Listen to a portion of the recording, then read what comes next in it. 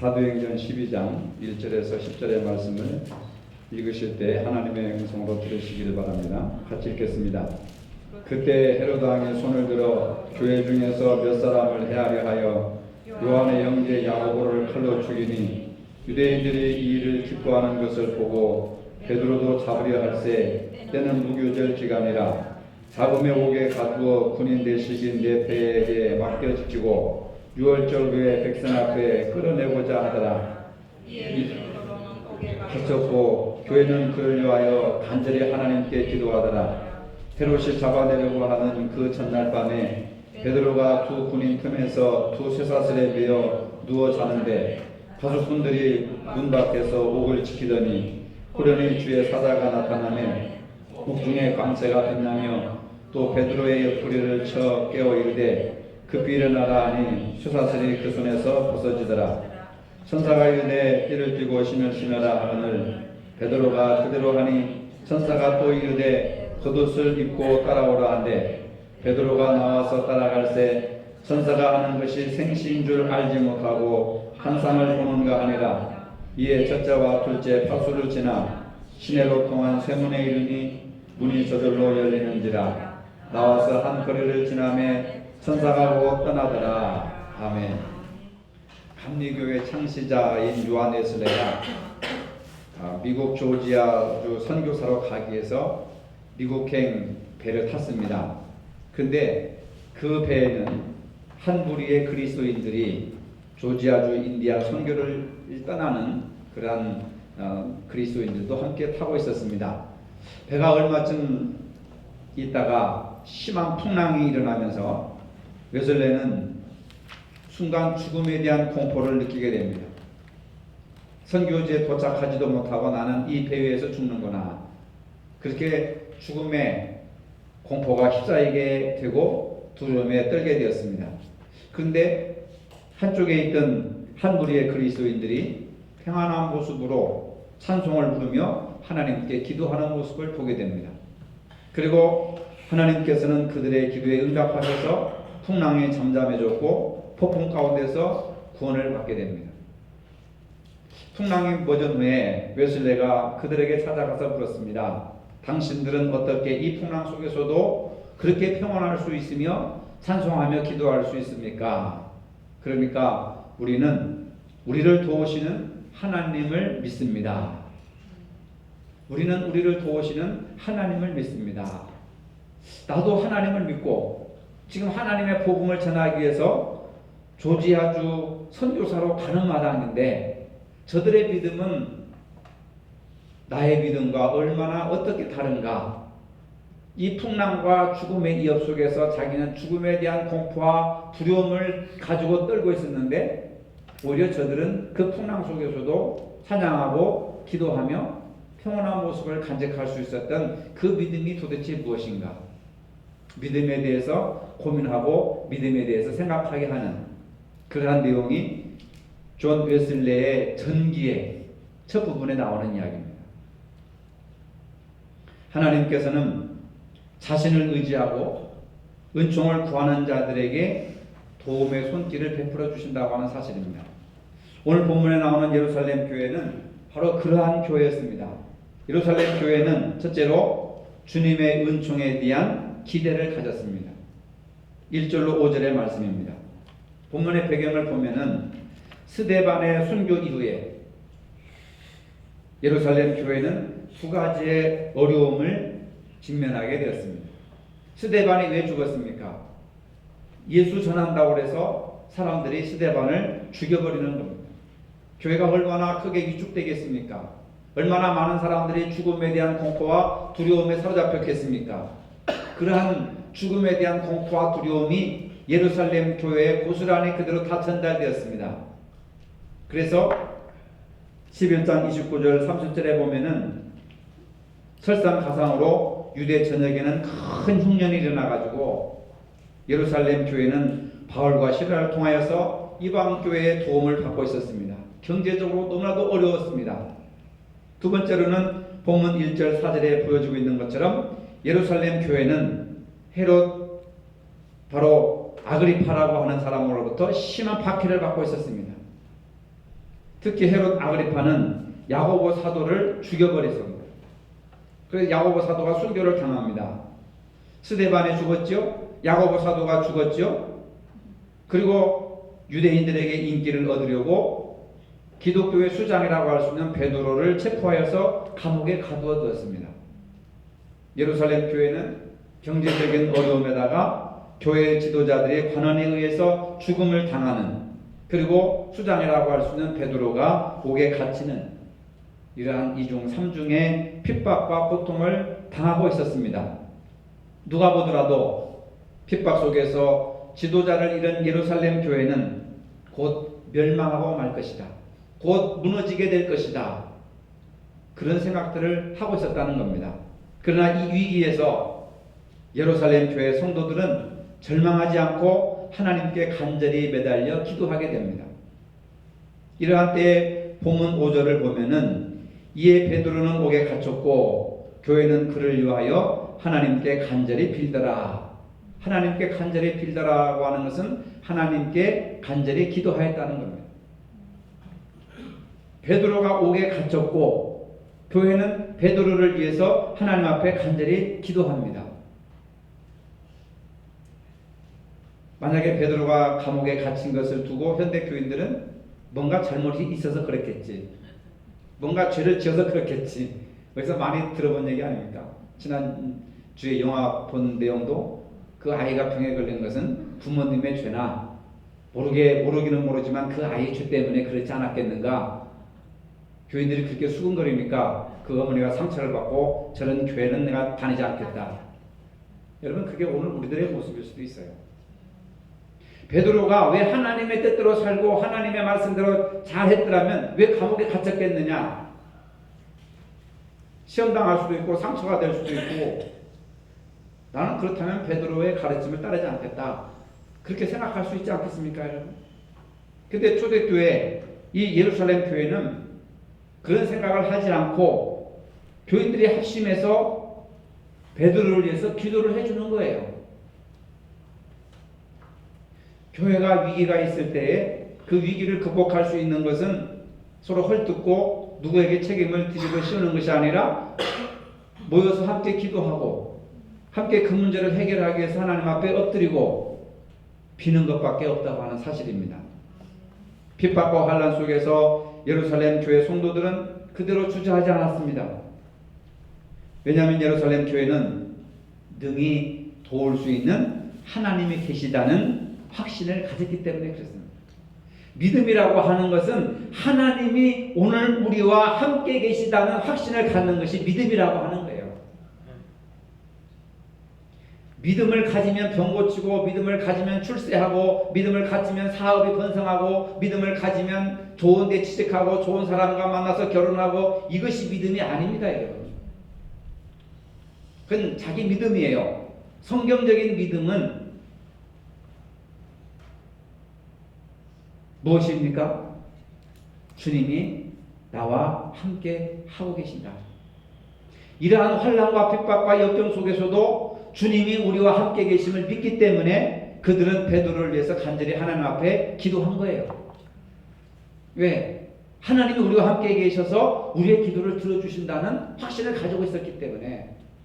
그러니까 어려움을 보고, 경제적인 어려움을 보고, 또 스데반과 야고보 사도가 죽고 그 다음에 베드로가 감옥에 갇혀 있는 이 상황, 이 절망 속에서 하나님 우리와 함께 계신다, 하나님 앞에 기도하면 하나님이 들어주신다 하는 믿음이 있었기 때문에 믿음이 현실의 절망적인 상황보다도 더 크다고 하는 거예요. 여러분, 믿음이 있다고 한다면 현실의 어떤 절망적인 문제를 크게 보는 것보다도 하나님이 우리와 함께 계셔서 이 문제를 해결하시고 하나님이 응답해 주신다고 하는 하나님에 대한 믿음을 더 크게 가져라, 그 말입니다.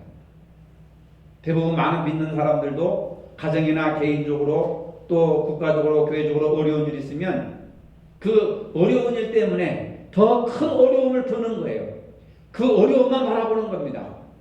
믿음이 뭡니까?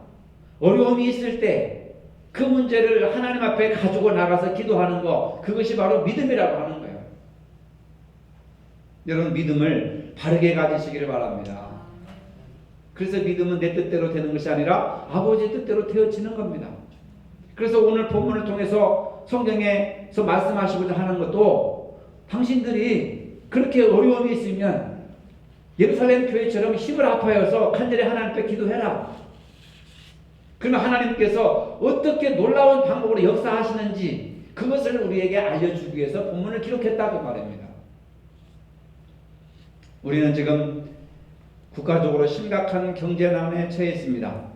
중소기업이 망하고 대기업 공무원 사회의 대대적인 구조조정으로 인해서 많은 실업자가 발생을 했습니다. 거리에는 일거리를 찾아 헤매는 사람들이 늘어나고 있습니다. 정치인들에게 희망을 걸 수가 없습니다. 당리당략에 또 정쟁에 또 간투 싸움에 국민들을 실망시키고 있습니다. 공무원 사회와 지역사회 실업인들 간에는 아직도 부정부패가 얼룩이고 있습니다. 직장에는 노사 간의 힘겨루기 싸움이 계속되고 있습니다. 이 사회는 빈부격차의 상대적 차이와 갈등, 이러한 것들이 너무나도 나라를 어렵게 만들어가고 있습니다.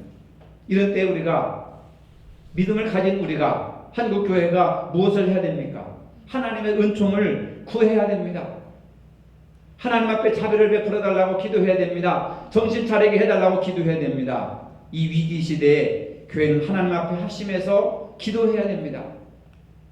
그래야만 우리는 예루살렘 교회처럼 민족을 치료하시는 하나님의 놀라운 능력을 체험할 수가 있는 것입니다. 예루살렘 교회는 하나님의 능력을 기대했습니다. 두 번째로 예루살렘 교회는 주님께 이끌리는 생활을 했습니다. 7절로 8절의 말씀입니다. 온 교회가 기도하고 있을 때 하나님은 가만히 팔짱 끼고 계시는 것이 아닙니다. 하나님은 예루살렘 교회를 위해서 일하고 계셨습니다. 성도들이 기도할 때 하나님은 일하고 계신다는 것을 믿으시기를 바랍니다. 내가 기도할 때 하나님이 일하고 계신다. 우리가 기도할 때 하나님이 일하고 계신다. 예루살렘 교회가 기도하고 있을 때 하나님이 일하고 계셨다는 사실입니다. 응답하기 위해서 일하신다는 겁니다. 예루살렘 교회 성도들이 옥에 갇힌 베드로의 구원을 위해서 기도합니다. 인간적으로 그것은 거의 불가능에 가까운 일입니다. 그러나 믿음으로 기도했을 때 하나님께서는 인간의 생각을 초월하셔서 놀라운 방법으로, 기적적인 방법으로 역사하셨던 것을 볼 수가 있습니다. 어떤 방법으로 역사하셨습니까? 옥에 갇힌 베드로를 구출하기 위해서 천사를 보내셨습니다. 천사는 잠자고 있는 베드로의 옆구리를 발로 차서 깨웁니다. 잘 때냐 지금? 일어나라. 쇠사슬을 풀어주셨습니다. 베드로가 한 일이 아닙니다. 성도들이 한 일이 아닙니다. 성도들이 기도하니까 하나님께서 천사를 보내셔 천사가 하는 일입니다. 베드로도 못합니다. 베드로도 못합니다. 여러분. 그리고 베드로를 인도하여서 첫째 파수와 둘째 파수를 지나고 세문을 열고 베드로를 무난하게 길까지 인도해 주십니다. 하나님의 응답은요, 인간의 상상을 초월하시는 분입니다.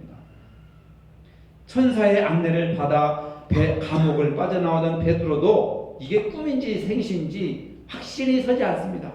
그래서 한동안은 자신이 환상 속에 있는 것으로 착각할 정도로, 베드로 당사자도 이게 꿈인지 생시인지 환상에 사로잡혀 있는 것은 아닌지 착각할 정도로 하나님의 역사는 놀랍다고 하는 겁니다. 여기서 우리는 하나님의 인도하심이 얼마나 세밀하고 자상한가를 볼 수가 있습니다. 8절에 봅시다. 천사는 베드로에게 띠를 띠고 신을 신고 겉옷을 입고 따라오라 이렇게 말합니다. 구체적으로 말을 하는 거예요. 빨리 허리띠를 띠고 신발을 신고 겉옷을 입고 나를 따라와라.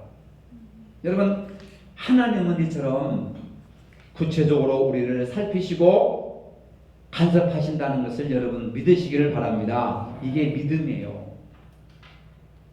가정에 이렇게 어려움이 있는데, 우리 개인적으로 이렇게 어려움이 있는데 하나님은 도대체 어디 가서 뭘 하실까?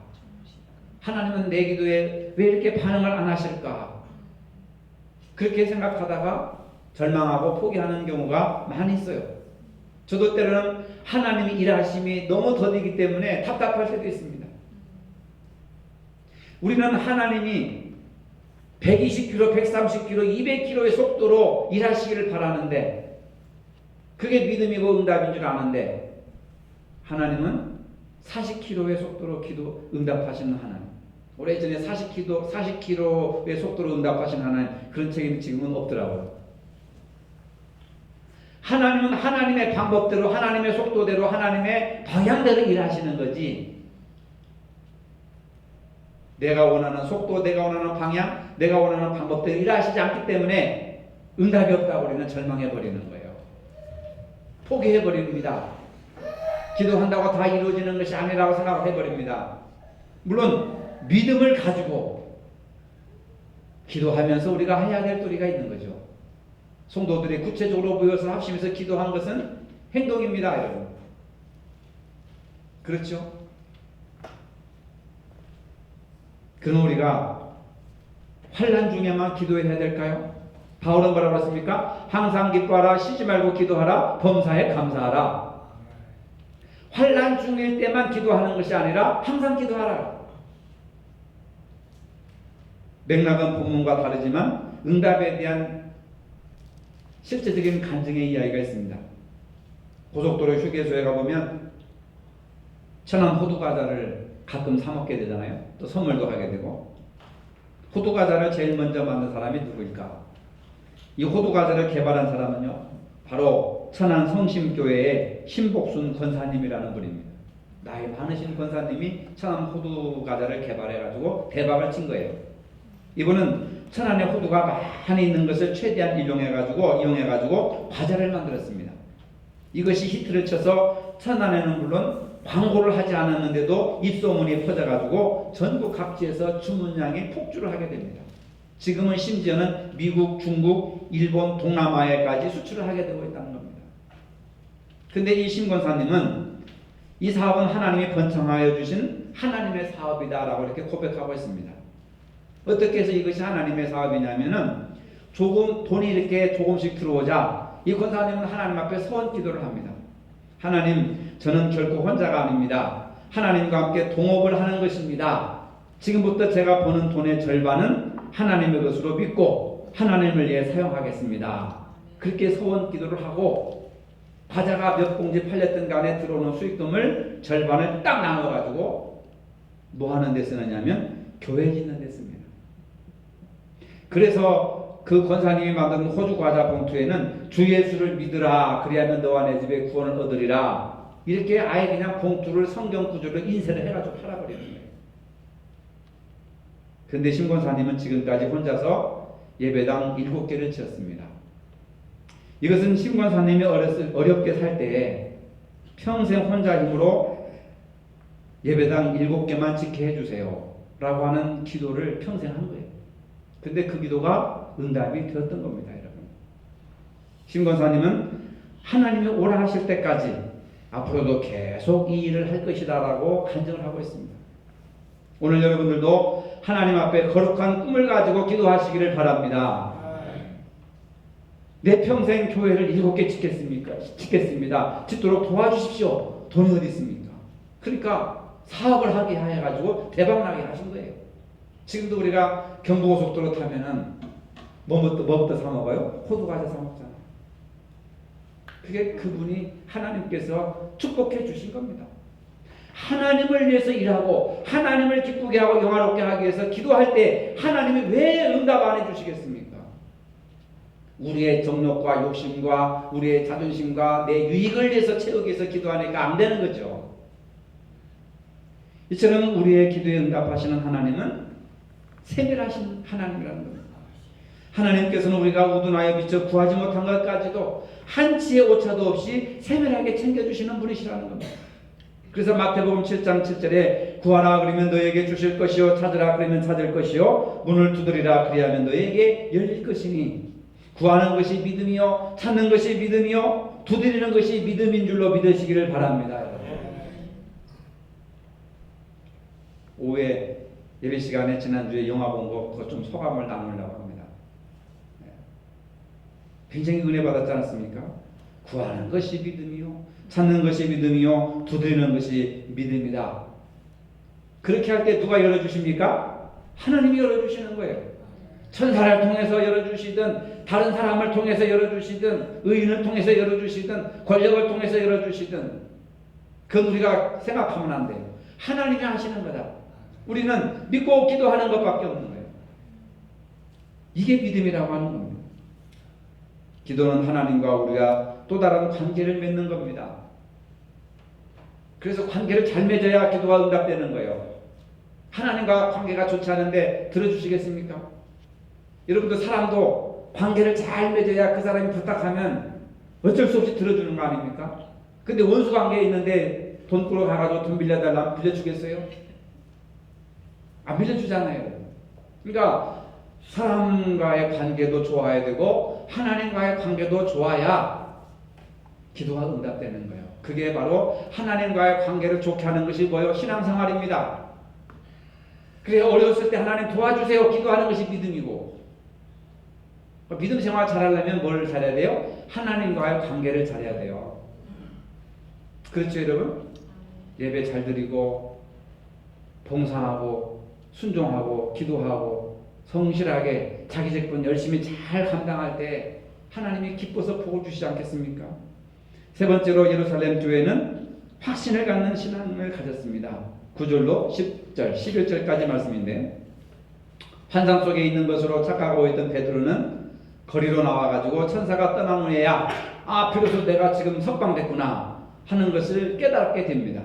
그리고 이렇게 고백합니다. 11절에 이에 베드로가 정신이 나서, 지금까지 정신이 없었어요. 이게 도대체 무슨 일인가 하고 정신을 차려서 보니까 내가 이제 참으로 주께서 그의 천사를 보내어 나를 헤롯의 손과 유대 백성의 모든 기대에서 벗어나게 하신 줄 알겠노라. 감옥 바깥에 나와서야 정신이 들어온 거예요. 그래서 보니까 이건 하나님이 하신 일이구나. 하나님이 하신 일이구나 해가지고 내가 석방됐다, 내가 감옥에서 빠져나왔다 해가지고 교회에 가서 교인들에게 알리려고 하니까 교인들이 뭐하고 있어요? 기도하고 있는 거예요. 지금 그 힘이 얼마나 큰지 모릅니다. 내가 지금 꿈을 꾸는 것인지 환상을 보는 것인지 이걸 분별을 못할 정도로 하나님께서 놀랍게 역사하시니까 이제 감옥에 나와서 정신을 차려보니까 이게 하나님의 일이구나, 하나님이 하신 일이었구나. 그래서 기뻐가지고 내가 나왔습니다 하고 가보니까 여전히 기도하고 있는 교인들이. 그런데 여기서 중요한 것은 모든 기대에서 벗어나게 하신 줄 알겠노라, 알겠노라라고 하는 동사입니다. 이 본문에서 중요한 단어는 알겠노라고 하는 동사인데, 이것은 하나님의 도우심에 대한 확신, 하나님이 나를 도와주셨다, 이 일은 하나님이 하신 것이다. 여러분, 확신에 대한 반대가 절망이잖아요. 의심보다는 절망, 의심이 있으니까 절망하는 거죠.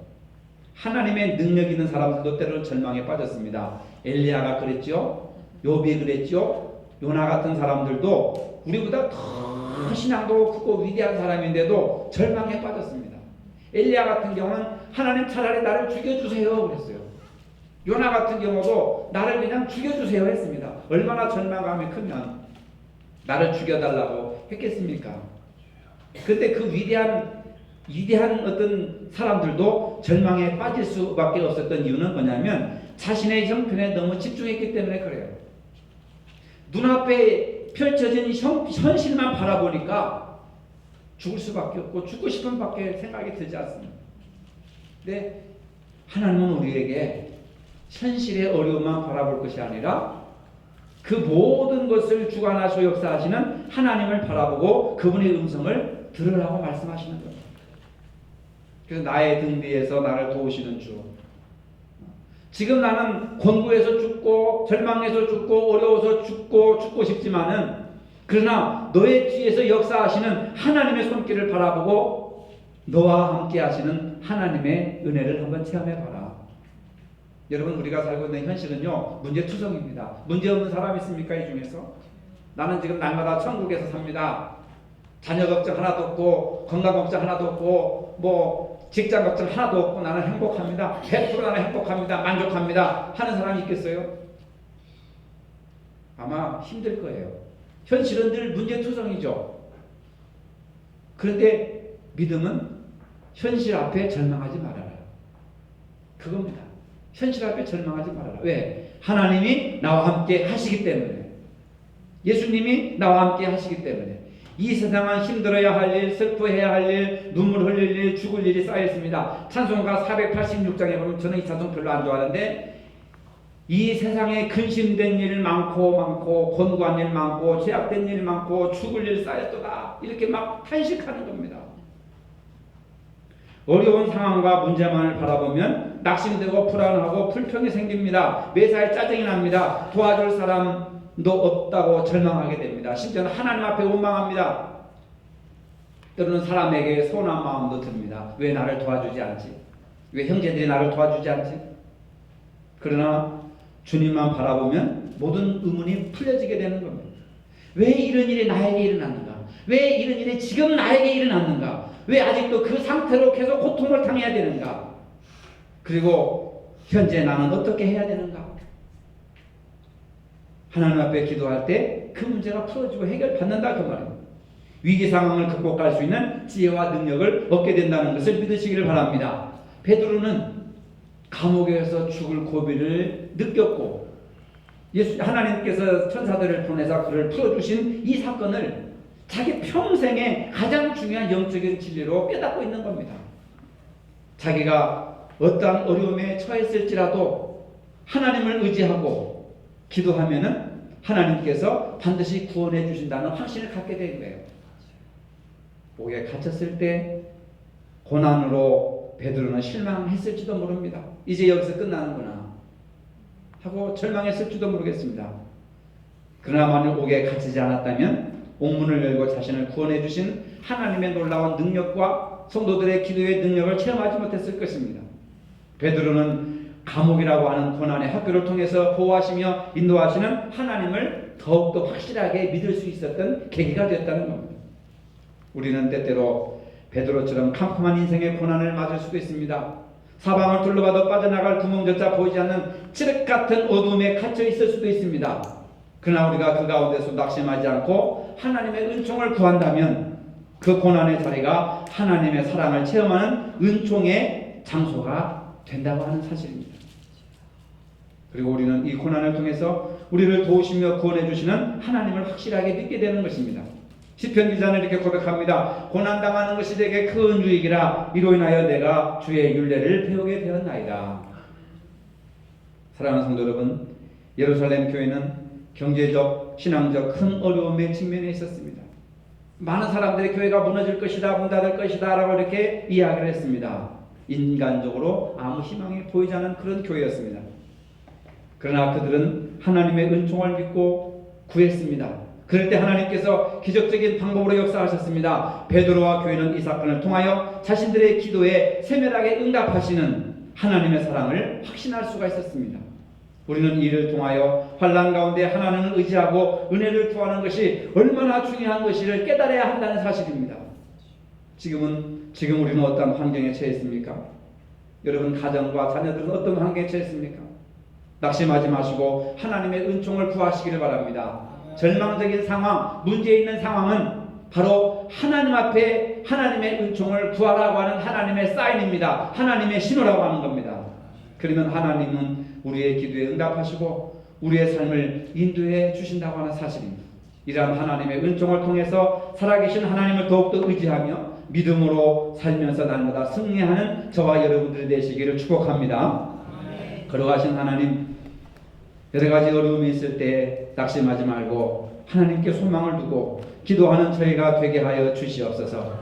우리가 믿음으로 기도할 때 세밀하게 역사하시는 하나님의 능력을 체험할 수 있는 현장임을 깨닫게 하여 주시옵소서. 예수님의 이름으로 기도합니다. 아멘. 이제는 우리 주 예수 그리스도의 은혜와 하나님 아버지의 무한하신 사랑과 성령의 교통하심이 주님께서 인도함을 받기를 원하는 모든 성도들에게 이제로부터 영원토록 함께 하시기를 축원하옵나이다. 아멘.